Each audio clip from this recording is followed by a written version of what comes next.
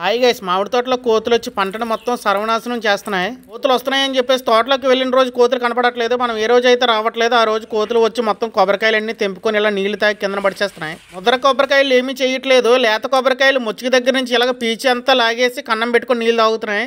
మేము కోతులు తరమడానికి విశ్వ ప్రయత్నాలు చేసాము. పులి బొమ్మలు పెట్టాము, ఎలుగుబంటి బొమ్మలు పెట్టాము. ఏం బొమ్మలు పెట్టినా సరే ఏమీ ఖాతరు చేయట్లేదు ఇవి. కొంతమంది సలహా మేరకు టపాసులు పేల్చమన్నారు. టపాసులు పేల్చినా సరే ఏమీ ఖాతరు చేయలేదు ఇవి.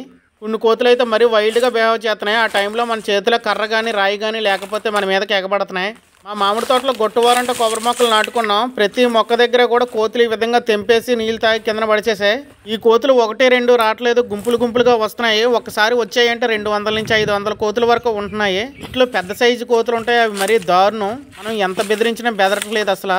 ఈ రోజు తెంపిన కొబ్బరికాయలు సుమారు ఒక 50 కొబ్బరికాయల వరకు ఉంటాయి. చూడండి మొత్తం అన్ని కింద పడిచేసాయి. పోనీ కొబ్బరికాయలో వాటర్ అయినా ఫుల్గా తాగుతున్నాయి అంటే సగం సగం తాగుతున్నాయి, పడేస్తున్నాయి. ఈ బాధలు ఎవరితో చెప్పుకోవాలో అర్థం కాలేదు.